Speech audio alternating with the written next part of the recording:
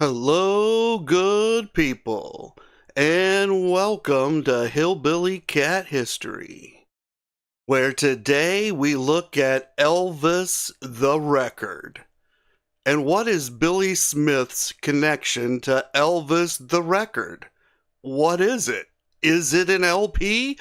We're gonna find out as soon as we come back from this song. This is Pounding at the Gates.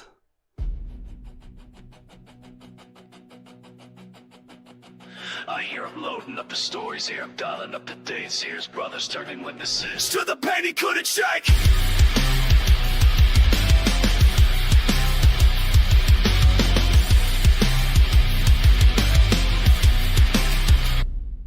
Red says everything he got from him, but I can hear the hurt behind it like a crack of blame.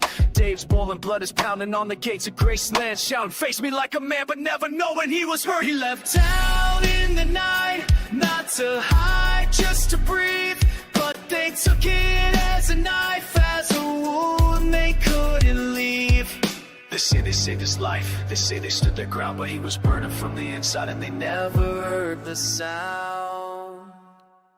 Face me like a man. He gave love and friendship every chance, but it slipped right through the fingers. Shattered, swallowed by the tracks of time. Sabotage his name. No, they're sabotaging their own pain. They loved him, yeah, he knows it, but they love the legend more than that.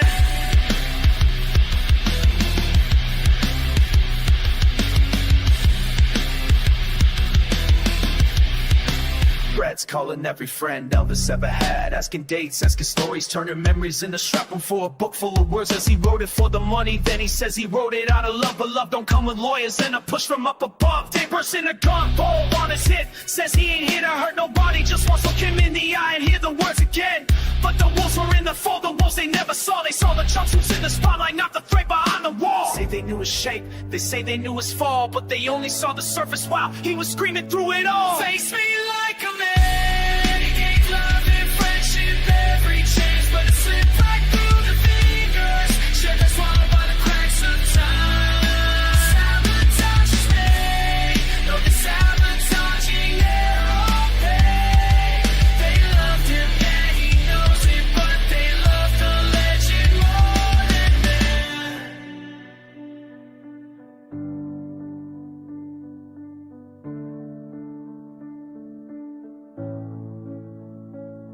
He called red when he knew the book was coming.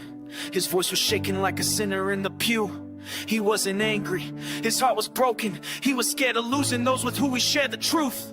And when the radio said his name that August morning, they pulled their cars to the side of the road. They cried, they froze, they remembered the man they couldn't reach anymore.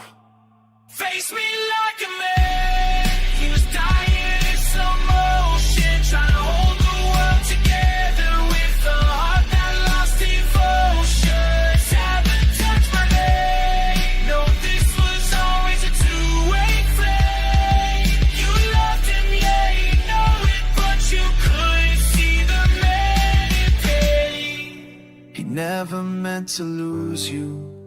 You were never meant to run. He didn't want to face the ending of the story you left undone. Thank you all for gathering here at Hillbilly Cat History, where we remember together and we listen for the echoes. And today we're gonna hear those echoes from Elvis the Record, which I think many of you have never heard of. But we'll find out when we get there. Hi, Debbie. Hi, Marion. Hi, Jane. Hi, Patty. Hi, Mike. Hi, Elizabeth. Hi, everyone that I may have missed. I'm trying to flip up through the chat to be sure I haven't. I think I got everybody, but if I didn't, I meant to get you. Thank you so much for being here. I truly appreciate it. We're going to take a look at Billy Smith and Elvis the Record, but first, we've got to see what's on the bookshelf. We got a non-Elvis book, and we got an Elvis book. And we're going to start with the non-Elvis book. And today that is Space Vulture. And it's got this fantastic 1950s-esque sci-fi cover, like a pulp magazine. And it's emulating that all the way through. It even has like wear marks around the edges of the jacket, the book jacket here. And it's got something that's written by Stan Lee, and that's the guy who, he invented Spider-Man and many other, the Fantastic Four.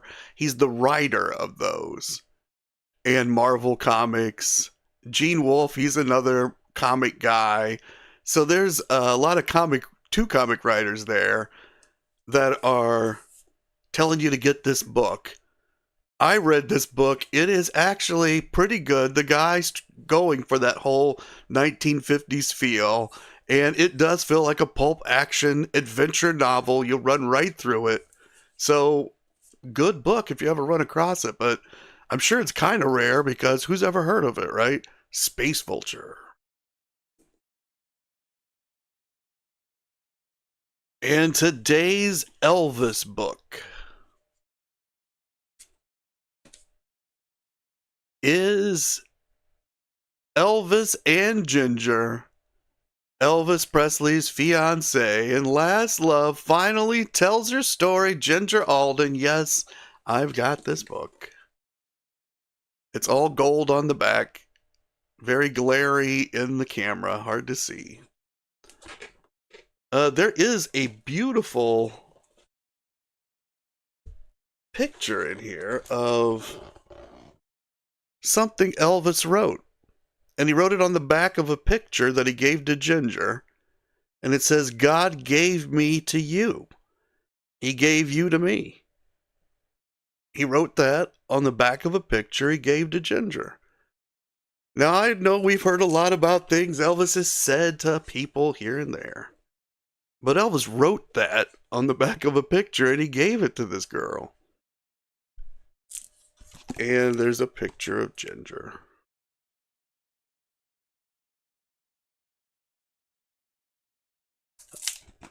And so that's Elvis and Ginger, which everybody's got that on their bookshelf. Very common book. You're going to be able to find it out there very affordably.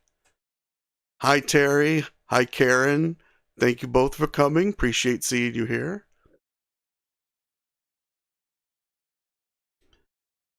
So now we can move over to what we're here to see today, which is Elvis the Record. And on screen, we've got Billy Smith, we've got Marty Lacker, and then there's Lamar Fike. Now, Lamar is not involved in this particular project, but this just gives us an illustration of who we're talking about. Billy Smith's on the left, Marty Lacker's in the middle. And behind them is a bunch of magazines. And one says, finally, a magazine for the true fan. It says, The Last Days, Memphis Beginnings, Some Hard Times, Interview with Elvis's Best Man. Well, who do you think that is? That's Marty Lacker. Now, he was co-best man. But we'll let that one slide. He was Elvis's best man. Wild antics on a movie set. So these guys are going to tell some stories in this magazine, but what is their actual relationship to the magazine?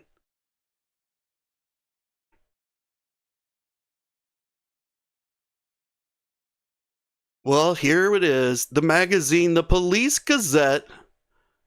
Wait a second. This is a magazine from 1957. It's got Liz Taylor on the front. But it does have an Elvis Presley story. The Elvis Presley scandal the Army is trying to cover up. So this must be a 1958 magazine. I must have this misdated.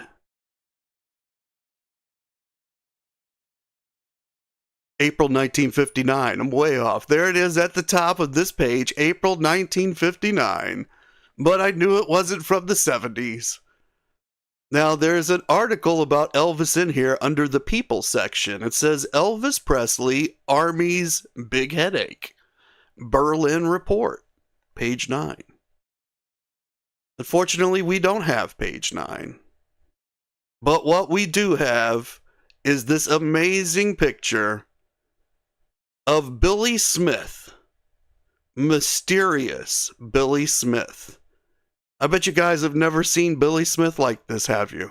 It says an outstanding welterweight Billy Smith won the title on December 14th, 1892, when he knocked out Danny Needham in San Francisco in the 14th round. He lost it to Matty Matthews by a KO in the 19th round, April 17th, 1900. He fought his last fight in 1911, and he died October 15th, 1937. Well, that's a sad ending for our Billy Smith, who we're trying to follow through the story here. So obviously this isn't our Billy Smith, but I did find this amusing that Billy Smith is in this magazine with Elvis Presley. The Elvis Presley scandal the Army's trying to cover up. And somewhere in this magazine, they've also covered the Hall of Fame mysterious Billy Smith. But if you've ever wondered, what did Billy as an employee do? What were his responsibilities? Well, this is a handwritten list, which Marty Lacker claims is handwritten by both himself and Elvis. Now, this is a copy of that list, but it's like a photocopy of the list. So, which is in, or was in a museum at one point. I don't know where the original is now. But this is a photocopy of that, at least according to Marty. Now, I don't recognize any of this writing to be Elvis's writing. I believe it's all Marty's writing, at least on this page. This is a multi-page document. This is the page about Billy.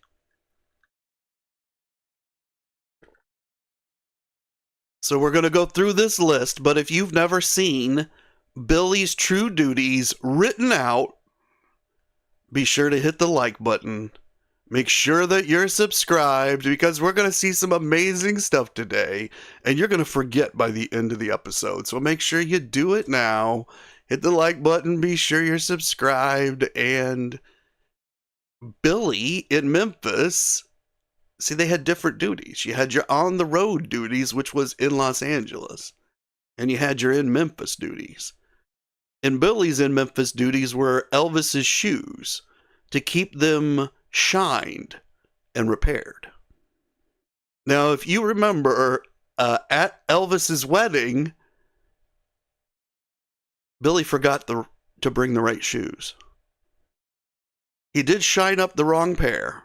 He tried to make them look like the right pair, but they were suede, and other shoes were patent leather, and, there was an issue there. And Elvis was not happy. But that was Billy's responsibility in Memphis. Now, to be fair to Billy, they were in Los Angeles, and we haven't gotten to those duties yet. His second duty was Elvis's razor, to keep it clean, charged, and repaired when needed. So this must have been an electric razor with a battery, which is kind of very advanced for the time. This is the 1960s. I believe this list is from somewhere around 1965, 1966. There's something in Marty's book that would pin it down closer, but I didn't take the time to find it for today. This is the duties in the 1960s, when Marty was sole foreman and Joe was out for a while. And then Joe came back, and then I think they wrote up all these duties.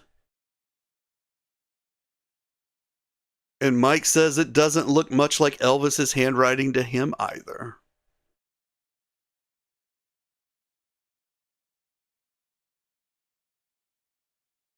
And so this says Elvis's clothes, working with Richard, keeping them cleaned and hung upstairs. Keeping them cleaned and hung upstairs. And he's working with Richard. That's Richard Davis. That's Elvis's valet. So that makes Billy kind of like the second valet. But he is in charge of the razors and the shoes. And he needs to, number 4, try to be at Graceland by at least 2:30 p.m. daily. Now, I'm not sure where Billy's living at this time when they wrote this. I don't think he's living at Graceland. I think he's living away from Graceland, and then Elvis ends up buying the trailer at the Circle G, and then he moves to Graceland from the Circle G. I kind of think that, well, no, because he leaves and he goes, we're going to look at a timeline here. That's not correct. Don't pay any attention to what I just said. But he's got to try to be at Graceland at 2:30. What I do think is true is that he's not living at Graceland when this was written, but still, he's got to try to be there by 2:30. And if for some reason you can't make it by then, on any day, please at least call and let me know. So I think he's expected there daily. Now that is a bit of a burden. He does have to be there 7 days a week, it looks like. But he does have the responsibility to call and let somebody know, let Elvis know if he's not going to be able to make it. And in Los Angeles, there's upkeep and care of the dressing room on the set, number 1. So Billy's got to take care of that room that Elvis has. And number 2, there's Elvis's clothes. Receive dirty clothes from Richard, list them, then send them to the cleaners. Upon return from the cleaners, remove and save the tickets, then give the clothes to Richard to be hung in proper closets. Give all the tickets to Marty at the end of each month. So that's a behind-the-scenes look at how they did the accounting for the laundry, because somebody had to pay for that, and that somebody was Elvis. So those tickets that Marty got back at the end of the month were probably entered on a report and then all sent together to Vernon, who would then take care of the payment of all of that, or logging it correctly for all the financial purposes. And number 3, assist Elvis with each change of wardrobe at the studio. Number 4, keep Elvis's razor clean and charged at home and at the studio. So there's 3 razors at least is what I'm thinking. They probably leave the one at Graceland, and then they've got another one at his wherever he's living in Los Angeles. And then there's the travel razor that goes to the studio and kind of lives there until they're done with that project.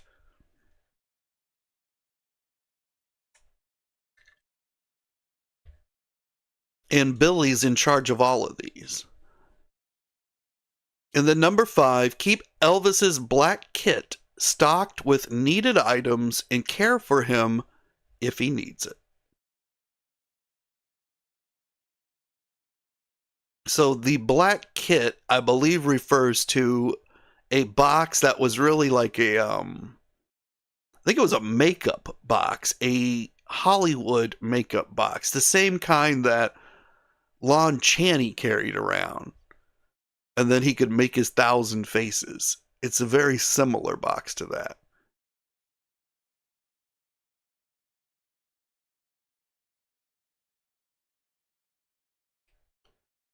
And number 6, be in den with Elvis as much as possible. So Elvis does want Billy around as much as possible, especially in Los Angeles. So that's just an interesting look into Billy's life. That's what Billy really did for Elvis. Now, he's going to do other stuff later, but this is kind of what he always did. This kind of describes everything.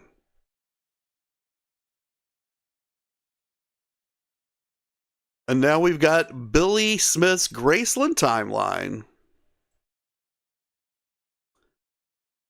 In March of 1967, there's a log cabin home on Circle G. That is what Elvis purchased for them, and where they all lived together, Billy and Joe Smith and their sons Danny and Joey. And then in May of 68, Billy voluntarily left his employment with Elvis, and he began working at Thurston Motor Lines. And he worked there for less than a year. And then he started working for the Illinois Central Railroad, which is a pretty good job. It has a pension and things like that. So for the time period, it paid well. It was a good job. And it had stability and steady work. But in 1970, they laid him off. And Elvis heard about it, and he rehired Elvis for a period of less than a year.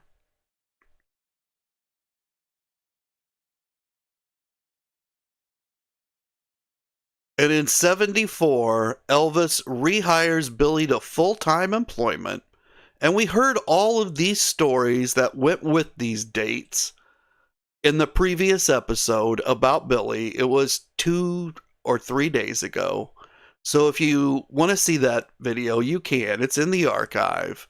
You just head to the channel, go to the live section, and you can see all of the documentary lives that I've got in there. They're each about an hour long. There's over 350 of them at this point. Mike says that they also carried around a cigar box filled with sunglasses, Sucrets, double mint gum, juicy fruit, nail file, matches, etc. He had double mint and juicy fruit. That is extravagant. But where is the fruit stripe? Surely Elvis had access to fruit stripe gum. At least that's the kind of gum that I had in the 1970s. If you remember fruit stripe gum, put it in the chat or into the comments. So Elvis in 1974 moves Billy and his family onto the Graceland grounds. So that's why I had the timeline all mixed up earlier. That's why we got to reference back to these things. Luckily, it already had these slides ready to go. And here is a car that Marty saw in 1974. And when he asked about it, or he says Elvis brought it to his attention, and he said that that two-tone blue car, and I'm thinking this is two-tone blue. It's got that bluish roof thing. I don't know, maybe that's a dirty white, but it would have looked something like this. It was a Lincoln Continental Mark IV. Elvis told Marty he just bought it for Linda Thompson, and he'd also bought this maroon Lincoln Continental Mark IV for Billy and Joe. Billy and Joe Smith. And this supposedly is that exact car. I'm not going to swear to it, but it would have looked just like this at the very least. And Elizabeth says she remembers fruit stripe gum. Yeah, it didn't last very long. When you ate it. I mean, it lasted for years. I think they just stopped marketing it about 10 years ago or something, but if you ate it or tried it, the flavor only lasted about 30 seconds, but it was the best flavor ever. And Jane says that Billy said he came back in 75. That was right. It was like November 74, so it was pretty much 75. Karen says he may not himself be sure about the exact time frame. According to Marty, he saw this in November of 74. And the model of the car is 74, although it kind of feels like it should have been a 75 at this point. But if Elvis just asked for a new car, then maybe the dealer was getting rid of the rest of the inventory, and this is the 74s. And Mike says he loved fruit stripe gum. And so did Marion. Mike says he carried a spearmint gum, and a pack of Terrigen cigarettes. Dan says, "Hi, Dan. Thank you so much for coming." He says he had a 76 Mark IV in 1980 when he was 22, and it was his favorite car ever. He loved it. I would have loved this car too. Just looking at it right now, I wish I could drive it. But I bet it was a blast to drive a car like this. And Dan says that car probably is a 74. It's marked as a 74 where I found it. So in 74, very late 74. And then through 77, Billy continues full-time employment with Elvis Presley. These are the steady years. This is really longer than he spent with the railroad because the railroad laid him off after a couple of years. And then he's back here in 74. So, I mean, I'm thinking this is a decent, lengthy time of steady employment, of steady paychecks. And the Smith family lives closely connected on the Graceland grounds throughout this entire period. I think we can also rest assured that Billy was making more than he would have at the Illinois Central Railroad. You know, Elvis was paying more. Jane says that she loves American cars. Mike says his first car was a 78 Cadillac Seville. Debbie says her first car was a Nissan Micra. So in August 1977, Elvis Presley passed away, and Billy's employment in the family residence at Graceland continued briefly after his passing. That's more of what we're going to hear about today. And then we're going to reach this magazine, The Record.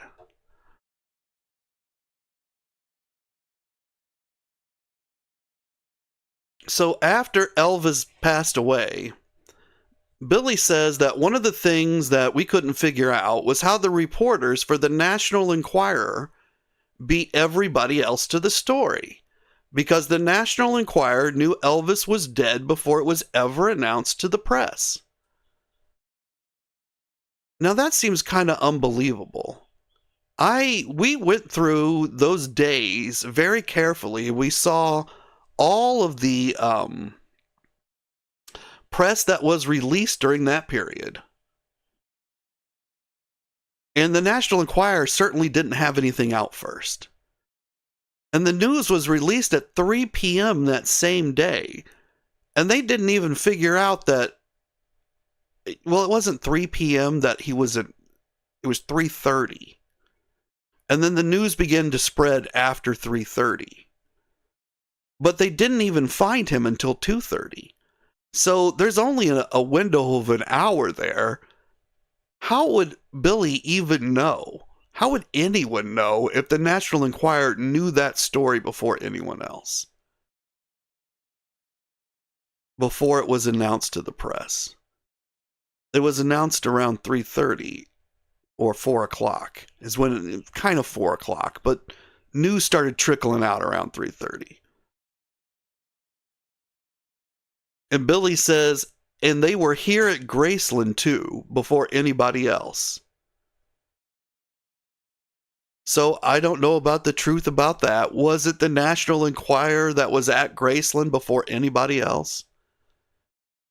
And then he says, then when they put the photo of Elvis in the coffin on the front page of the paper, which was a month later, September 6th, so about 3 weeks later, Billy says, we started trying to find out who took it and how they got all their information. Dick Grobe got to nosing around. And during that time, something like 40 of the Enquirer folks were still here in Memphis, searching for whatever they could get.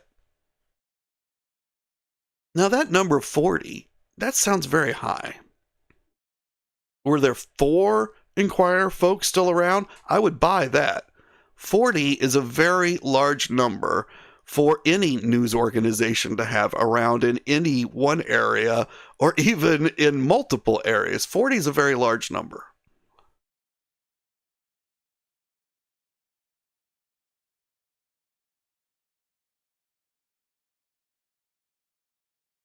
And then Billy says, but we couldn't find out anything. So, we, and when Billy says we, I have to assume he's talking about himself and Dick Grobe, because he's mentioned Dick Grobe. But we isn't necessarily Dick Grobe. It could be Billy and somebody else. All we know for sure is we means Billy.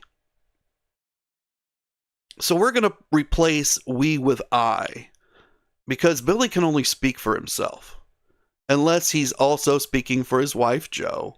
That's possible, but I'm still going to replace it with I for now. Billy says, I set up a deal where I would give the National Enquirer certain information for a certain price if they would tell me things that I wanted to know. Now I'm going to read it the way Billy actually said it. So we set up a deal where we would give the Enquirer certain information for a certain price if they would tell us things that we wanted to know. Now, they didn't tell them anything. The deal didn't work out. They simply sold information for a certain price. Now, all we know for sure is the we is Billy. So Billy sold information to the Enquirer for a certain price. He gives you a rationalization for why he did it. He wanted to know things they knew, and he thought they would tell him that if he sold them this information, which he knew would be published. Now, he's also in the same paragraph, or the same thought, blaming Ginger Alden for having talked, because he doesn't name her. But he means Ginger Alden when he says the Enquirer found out before everybody else. So he's saying it was wrong for one person to talk to the Enquirer, but it was okay when he sold the information because he had a different motive. It all depends on the motive that you sell the information for. Has nothing to do with the money that's received.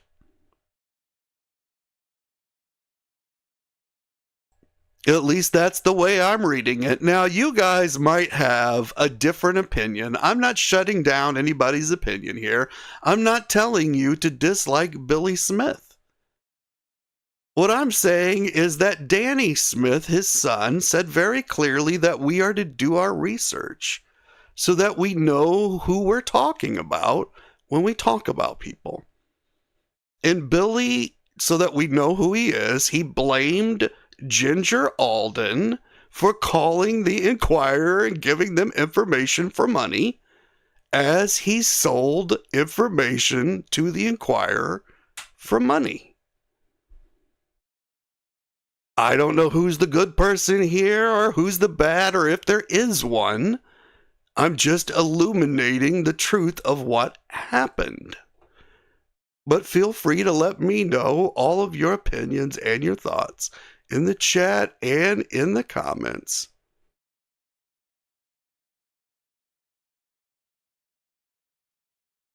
Now, I don't know what they told the Enquirer. We haven't really looked at all of the stories that made it to the Enquirer, and I don't remember any that we've looked at specifically for Billy, but now we've got to look for them.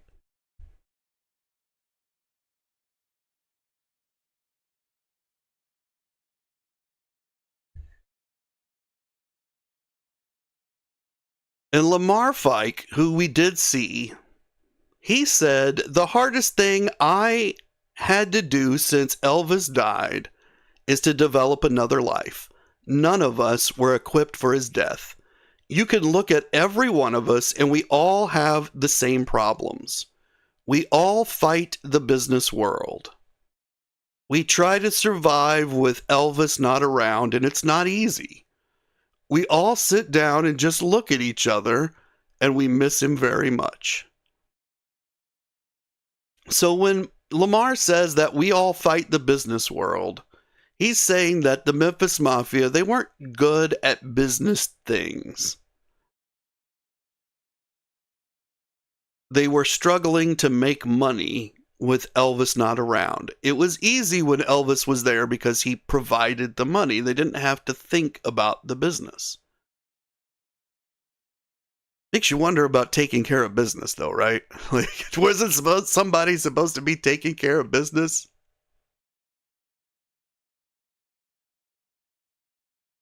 And I'm just reading through the chat.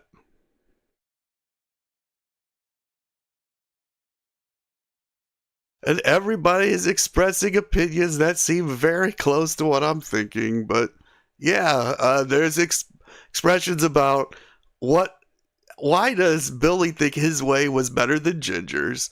I don't know, but that's the way it came out, right? It just comes out of his mouth that way. I don't know if he does know.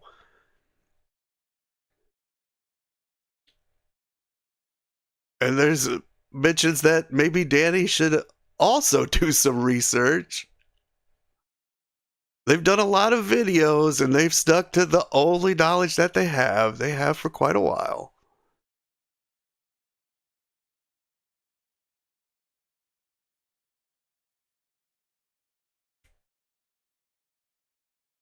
And so let's just return to what they're saying here. So Lamar says it's hard, right? Like, it's hard to figure out what to do. And of course, we've got to have sympathy for Billy in 1977. In August and September, Elvis is gone. He's grieving about it. I mean, there's no way he couldn't. He and Elvis were very close. We cannot pull that away from Billy Smith. He was one of the, if not the closest person to Elvis in those last few years. Elvis had him there for a reason. Elvis loved him very much. And Billy says, I started going out to the gravesite in the wee hours of the morning. I was still mad at Elvis for dying, and yet I was hurt so deep. So Billy's talking about just after they've moved Elvis's body back to Graceland along with Gladys. And Billy is in the middle of the night, which is when he would normally have been with Elvis. He's headed out to the gravesite there in the meditation garden. And he's trying to deal with this grief. And Billy says, I talked to Elvis a little bit. I said, all these promises you made to me, man. I moved back up here to Graceland because you wanted me to, and then you kick out on me like this. What the heck do you mean doing that? So Billy has tremendous grief that Elvis is gone. Anybody that's ever lost someone, you know exactly what Billy's saying here.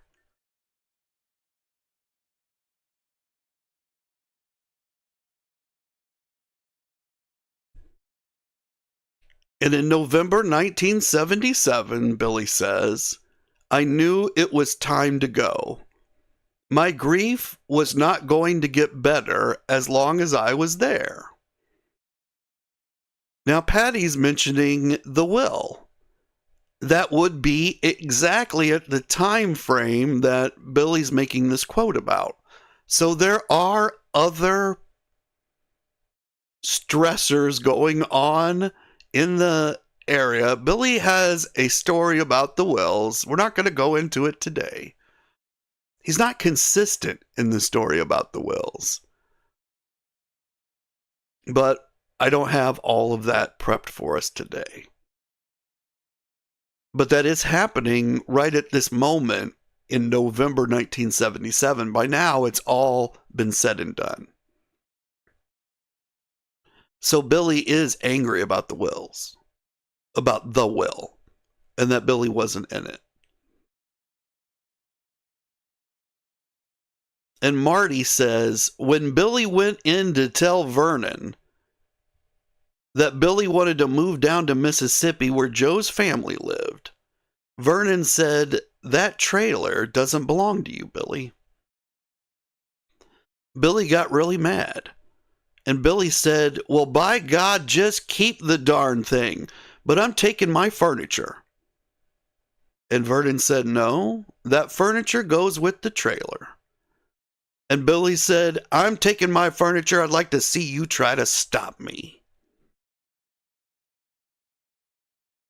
So if you've ever watched EFM, you've seen some of that furniture.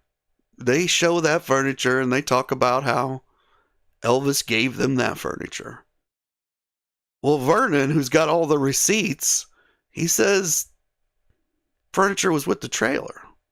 It's a furnished trailer. Now, I don't know who's telling the truth here. The guy who pays all the bills, or is it Billy? Now, Billy ended up with everything, so I guess Vernon didn't stop him. But that also makes you wonder, did Vernon tell Billy he couldn't take the furniture? See, the story doesn't line up correctly, no matter how you quite look at it.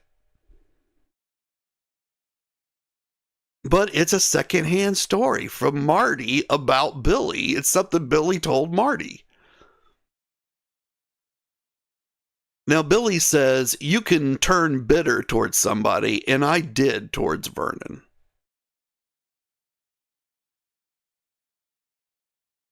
So someone's got an axe to grind, and that's the same person that told the story.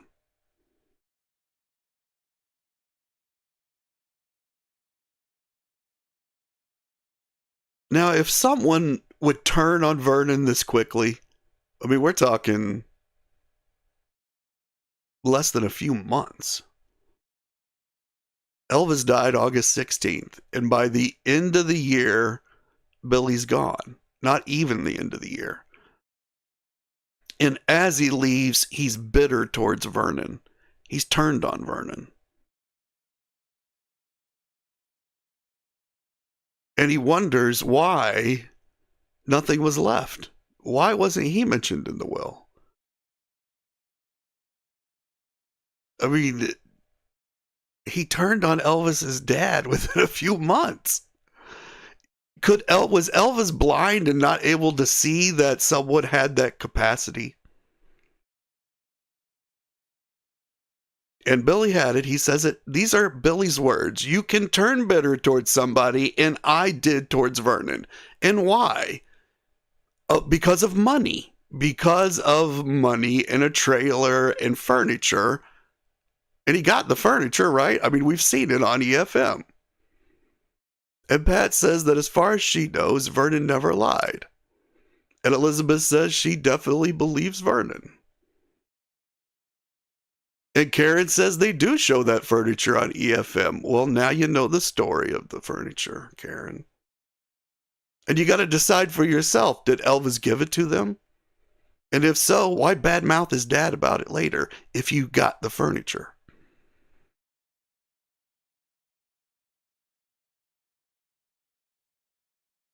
And the other question is, I mean, let's say you never ever said anything bad about Elvis.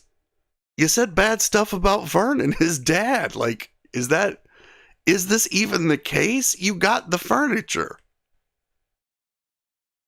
It's really crazy, right?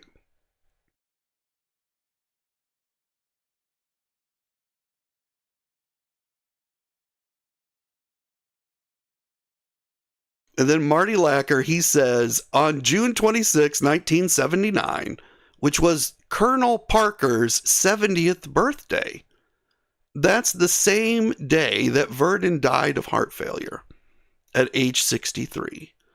And they buried him in the meditation garden next to Elvis. So that was a year and a half after Billy left.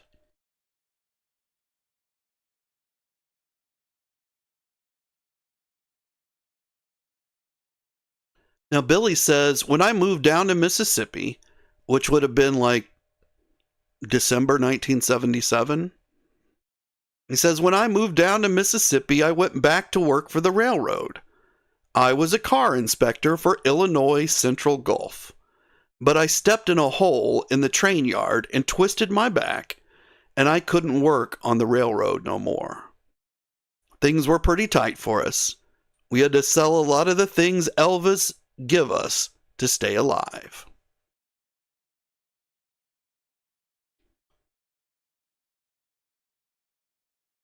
And Mark says that he met Billy and Joe at a fundraiser in 1979 at Lebanon High School, and he asked Billy about Elvis becoming a Mason, and he said that Elvis wanted to, but was afraid of the attention if the media got wind. That's interesting. And that's about the time period we're talking about. Hi, Luann. Thank you for coming. Appreciate seeing you here. Happy coffee.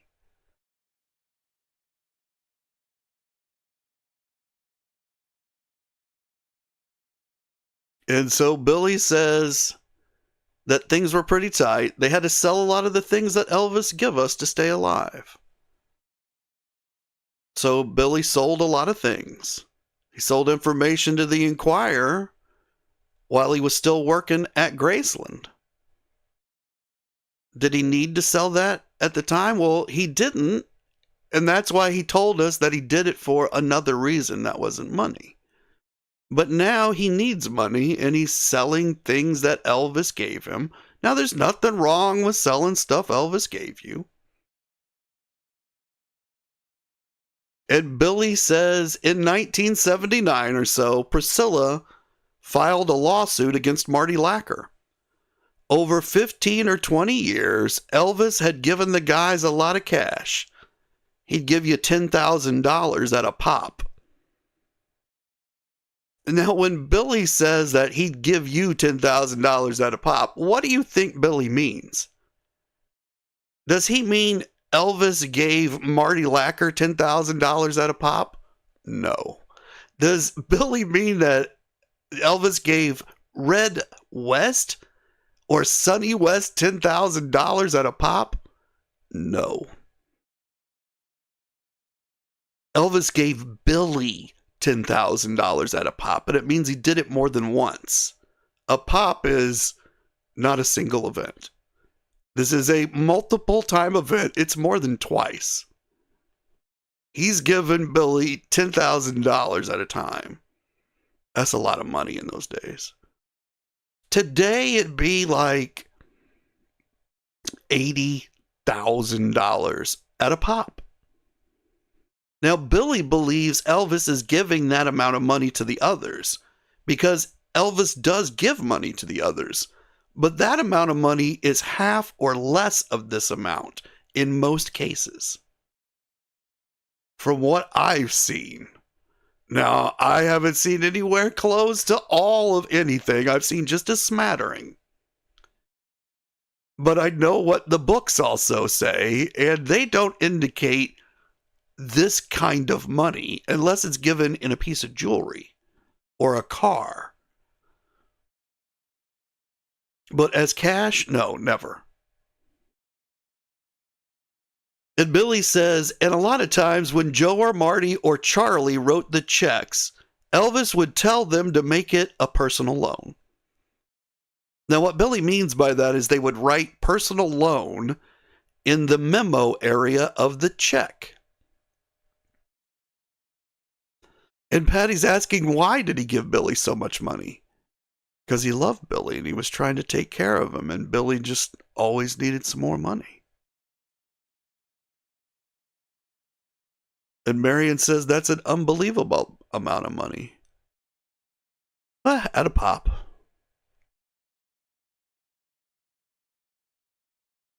But they would write personal loan in the memo line.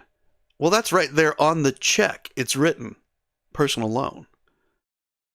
Billy says, but Priscilla knew that Elvis never expected to see that money again. Elvis would tell you, don't worry about paying it back. This is a gift. But after Priscilla became executor of the will, the estate decided to go after the money. And so they started with Marty Lacker and they sued him and they tried to get the money back. They were not successful. But there was an issue because it did say loan. And loan indicates it's going to be paid back. And why does it say loan? Well, it has a tax implication. And that means the government got cheated. And the government doesn't like to get cheated. And so they act as if Priscilla is the evil villain here, but it's possible that if Priscilla did not sue them, that the estate could be found liable for not going after them,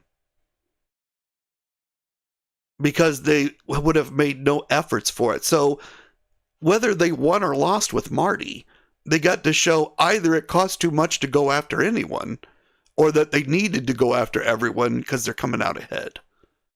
Now, in this case, it ended because they were not successful with Marty.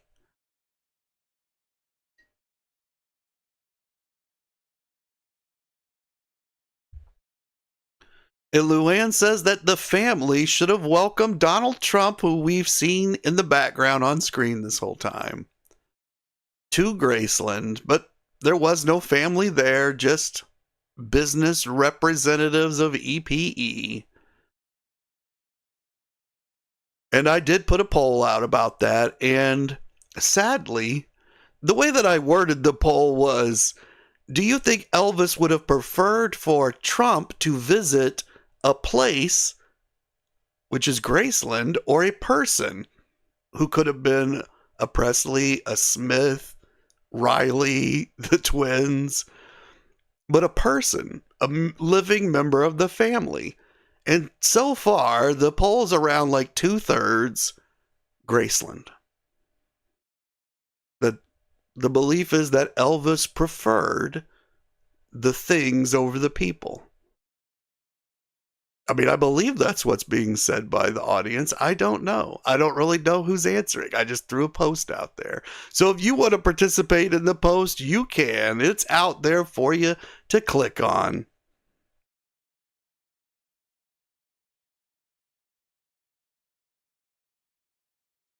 And so they went after Marty, but they weren't successful. That was 1979. Well, if you look at the date on Elvis the record here, it says August 1979. So it turns out there's even more going on. It says Volume 1, Number 4, Interview with Billy Smith, The Memphis Mafia Today,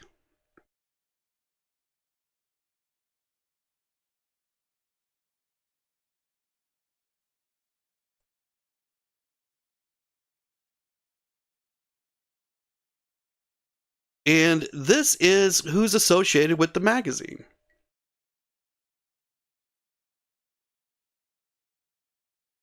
We got an art director, Ken Hagenbach. I don't really know who that is. We got an assistant editor, Bill Davis. Can't say I know who that is. Got the same last name as Richard Davis, but I don't know Bill. We got an editor-in-chief. That's the top dude. That's the guy. Apparently, I guess he's either being paid to run this magazine, or he's being paid from the sales of the magazine, or he owns the magazine. I don't know. Editor-in-chief, Billy Smith. We've got assistant editor, Marty Lacker. We know those two guys. We've been talking about them like the whole episode. We've got managing editors, Joe Smith. That's Billy Smith's wife. She's on EFM. You guys can see her over there on Elvis Fans Matter. It's a great channel. I don't want to downgrade their channel in any way. I've watched it for years. It's very enjoyable. They do have a lovely family. You know, there's disagreements in the Elvis world, but the Elvis world is very small. And there's a big old world we're all living in. And there's a lot more important things going on than Billy Smith and Danny Smith and Donna Presley and Hillbilly Cat History. So I just want to keep everything in perspective here, but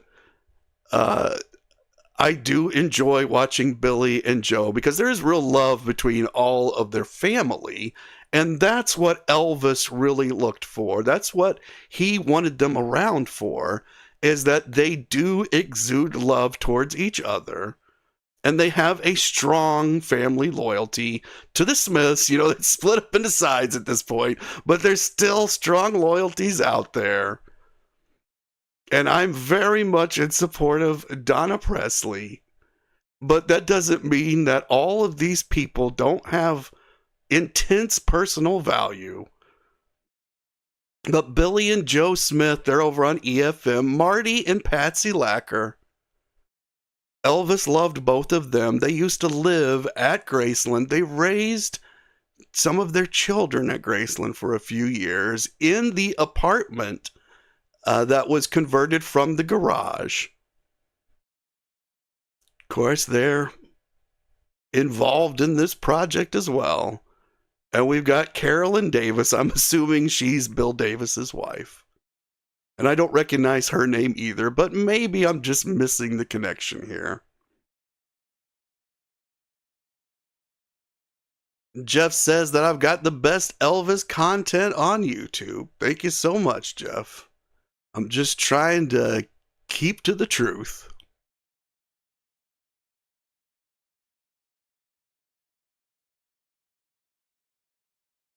And I'm just reading through all the comments. And Marion's saying that they have to talk it good for themselves, in her opinion. There's a lot of truth to that. This magazine is printed in 1979. Things were sold to the Inquirer in 1977. It's not something new. That nothing happening today is new in any way between any of these people. It's not new. It's old. It's just on a new platform here on YouTube. And Debbie says that in her opinion, they always look uncomfortable in some of the questions they get asked. Like they don't want to drop some people in it. I think some of it's they can't remember how they answered the questions previously.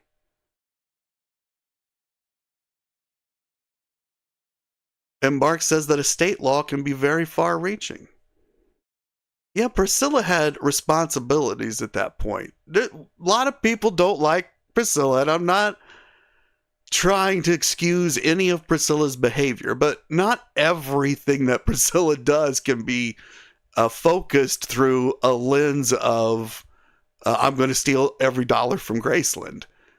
There were things that she did that were appropriate and needed to be done that whoever was in charge was going to have to do them. You got a bunch of open accounts. The open accounts have to be closed. Now, you could just close the account, but others are coming behind in this particular accounting process, and you're going to have to defend the action. So if you take a legal action and then show, look at the dollars we spent to try to go after $1, then everything will be dropped and there's no more liability out there. This is just the way that lawyers think. Once lawyers are involved, the machine begins and there's no stopping it. Once the state is involved, and this had both the state and the lawyers, there's no stopping it. Vernon was the last possible stop to anything, and when he was gone, the machinery just rolled forward. But some of that was because there wasn't an adult in charge anymore. Lisa was now the inheritor, and she wasn't of a majority age. So that brings in all the, and if you go back through history, every time you have somebody that's not of majority age take power in any kind of circle, suddenly the advisors are all in charge. And things just like never go well. But that brings us to the end of the hour. I've got a lot more about these magazines. I guess I'm probably going to have to do another video about this. I wanted to show what's on the screen right now because Jack Soden is on the screen. And in the next episode of Hillbilly Cat History, Jack is going to fire Billy Smith from Graceland. But that's coming up in the next chapter. So I'm going to send everybody out of here with a song. Thank you so much for being here today.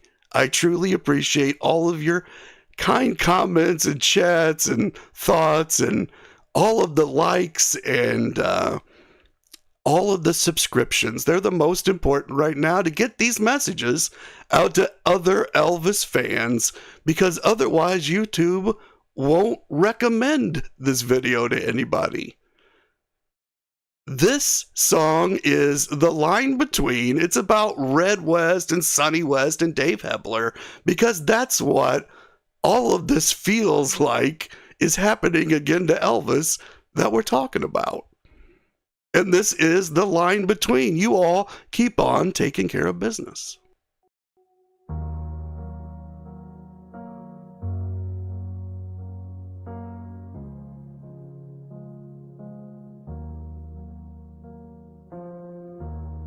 I hear the static rising like a storm behind your breath. Every truth you're trying to name is shaking what we had left. You say the world's gone sideways, and I can feel the tilt begin. Two voices on a wire, and the ground won't stay still again. I'm not calling you a liar, I'm just trying to understand how the stories got so twisted between the heart and the helping hand. There's a line between us trembling, but I'm holding while I can. In a world that's spinning crazy, I'm still reaching for my friend. If the truth is breaking open, let it break us into light. Two hearts on different journeys, still trying to make it right. We built a house of loyalty, but the floorboards start to groan. Every secret that we carried now demands to be known. Say you're still my brother, but the silence cuts like steel. I'm standing in the doorway trying to tell you what I feel. I'm not trying to accuse you, I'm just naming what I see. All the shadows in the hallway where our trust used to be. There's a line between us trembling, but I'm holding while I can. In a world that's spinning crazy, I'm still reaching for my friend. If the truth is breaking open, let it break us into light. Two hearts on different journeys, still trying to make it right. I don't want to lose you, but I can't pretend I'm blind. There's a storm inside your story, and a storm inside of mine. If we meet again in mercy, let the past fall where it may. I'll be standing in the open if you choose to walk this way.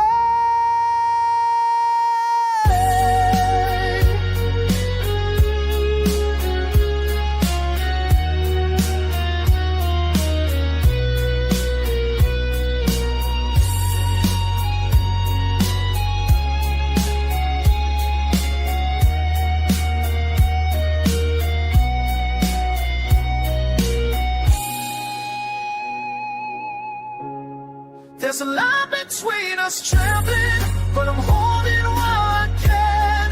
In a world that's spinning crazy, I'm still reaching for my friend. If the truth is breaking open, let it break us into light. Two hearts on different journeys, still trying to make it right. Yeah, the line between us trembling, but I'm holding through the night.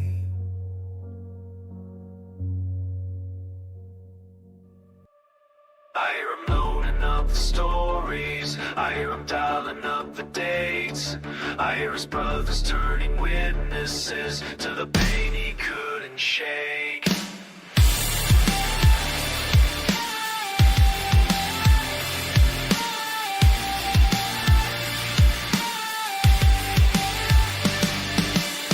Says everything he got from him. But I can hear the hurt behind it like a crack of blame. Dave's boiling blood is pounding on the gates of Graceland. Shouting, face me like a man, but never knowing he was hurting. He left town in the night, not to hide, just to breathe. But they took it as a knife, as a wound they couldn't leave. They say they saved his life, they say they stood their ground, but he was burning from the inside, and they never heard the sound. Face me like a man. He gave love and friendship every chance, but it slipped right through their fingers, ship and swallowed by the cracks of time. Sabotage his name, you're sabotaging their own pain. They loved him, yeah, he knows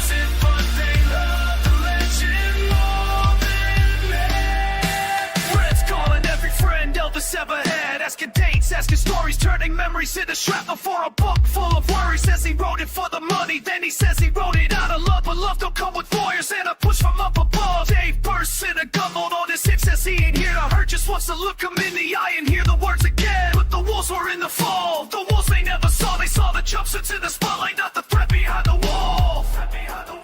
They say they knew his shape, they say they knew his fall, but they only saw the surface while he was screaming through it all. Face me like a man, need love and friendship every chance, but it's the right through their fingership that's swallowed by the cracks of time. Sabotage his name, no sabotage in their own pain. They loved him, yeah, he knows it, but they love the legend more than that. He called red when he knew the book was coming.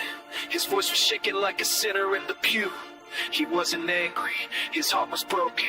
He was scared of losing those with whom he shared the truth. And when the radio said his name that August morning, they pulled their cars to the side of the road. They cried, they froze, they remembered the man they couldn't reach anymore.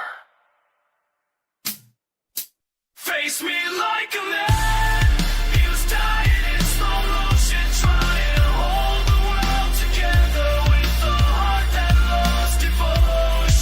Sabotage my name, no, this was always a two-way flame. You loved him, yeah, he knew it, but you couldn't see the man.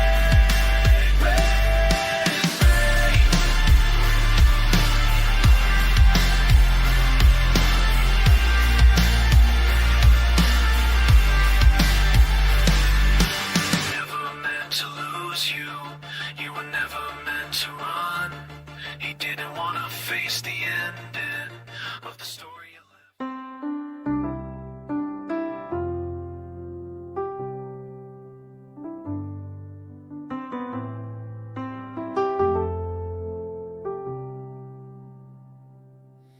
I was sitting by your side in Lisa's room with your hand in mine, when you whispered of December and a church you'd already seen. You spoke of rosebuds on my dress, gold sparks shining when I turned, and I felt like a storybook princess in a world I'd finally earned. You said you'd tell the world in Memphis, 2 weeks and you'd say my name. You talked to children in the choir like a candle's gentle flame, but the morning stole you from me like a breath that slipped away, and the plans we made together all dissolved in a single day. Oh love, I'm walking through the shadows with the glass slippers you left behind. I reach for you in the silence, but only memory answers mine. A part of me went with you where the spirit and the body meet, and I'm learning how to live again with one heart broken, one still beating at your feet.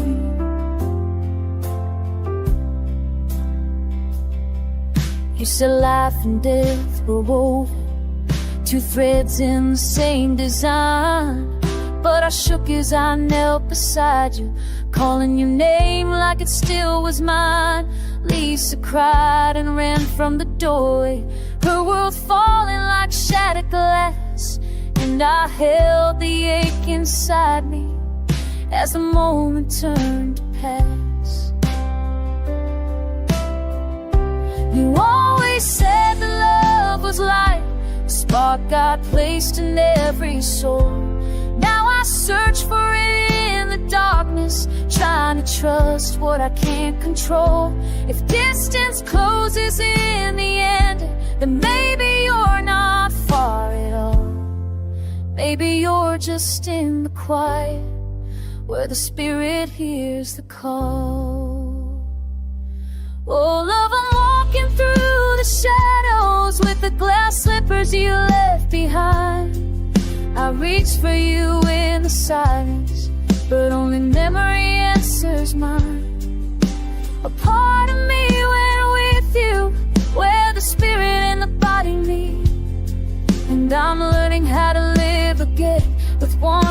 broken, one still beating at your feet.